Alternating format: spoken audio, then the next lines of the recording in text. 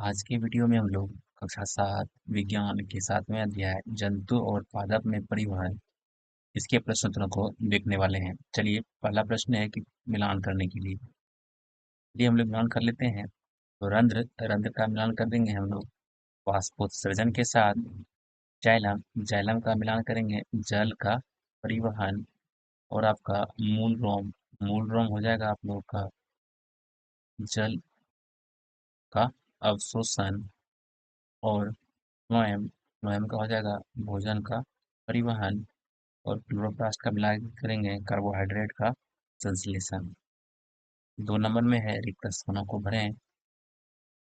हृदय से रक्त का शरीर के सभी अंगों में परिवहन रक्त वाहिकाओं द्वारा होता है। हीमोग्लोबिन लाल रक्त कोशिकाओं में पाया जाता है।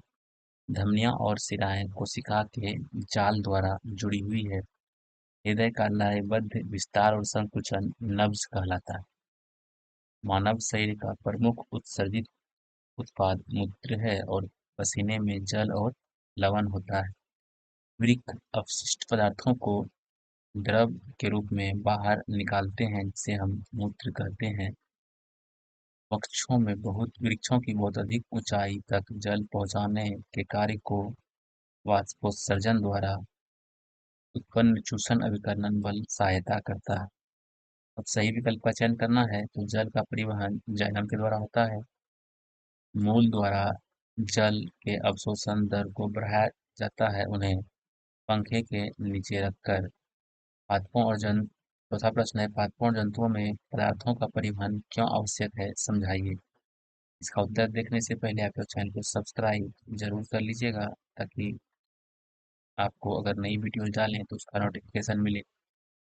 सभी पादपों व जंतुओं को भोजन ऑक्सीकरण के लिए ऑक्सीजन जल आदि की आवश्यकता होती है। साथ ही शरीर के अपशिष्ट पदार्थों के उत्सर्जन की भी आवश्यकता होती है। उपरोक्त संवहन कार्यों के लिए विशेष ऊतक और अंग कार्य करते हैं। इन ऊतक व अंगों के कार्य ही पदार्थों का परिवहन करना है। क्या होगा यदि रक्त की पट्टिकाणु नहीं होंगे?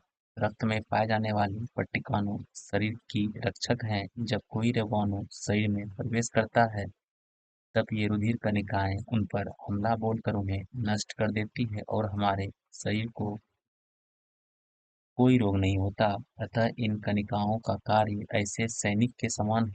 इनकी उपस्थिति में हम बीमार नहीं पड़ते हैं। चैनल को सब्सक्राइब आप लोग जरूर कर लीजिएगा।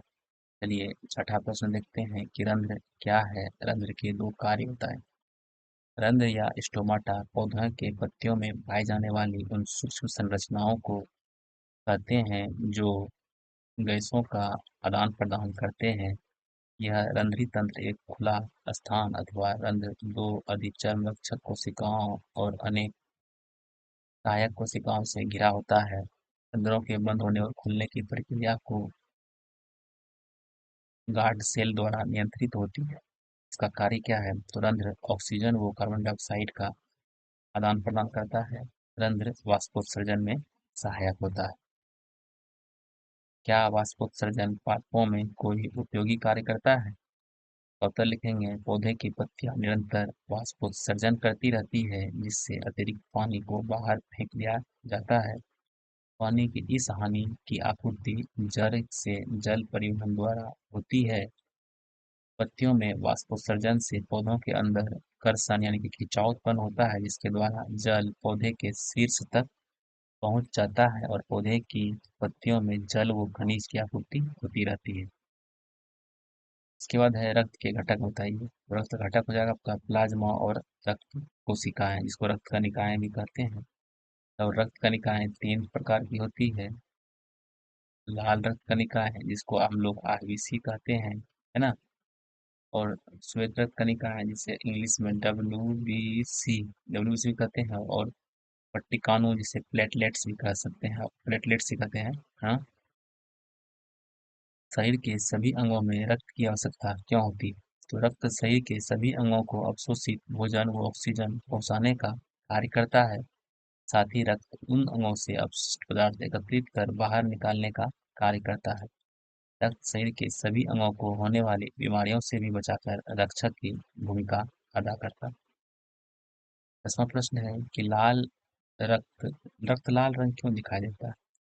तो रक्त का लाल रंग कोशिकाओं में एक लोह युक्त लाल वर्णक हीमोग्लोबिन है ना, मेन हीमोग्लोबिन है, इसके कारण इसका लाल रंग दिखाई देता है। हृदय का कार्य लिखना है। हृदय का कार्य लिखेंगे, सबसे पहला कार्य है शरीर के सभी अंगों तक ऑक्सीजन युक्त रक्त का परिवहन करना और शरीर के सभी भागों से कार्बन डाइऑक्साइड व अन्य अपशिष्ट पदार्थों को शरीर से बाहर निकालने में हृदय सहायक होता है।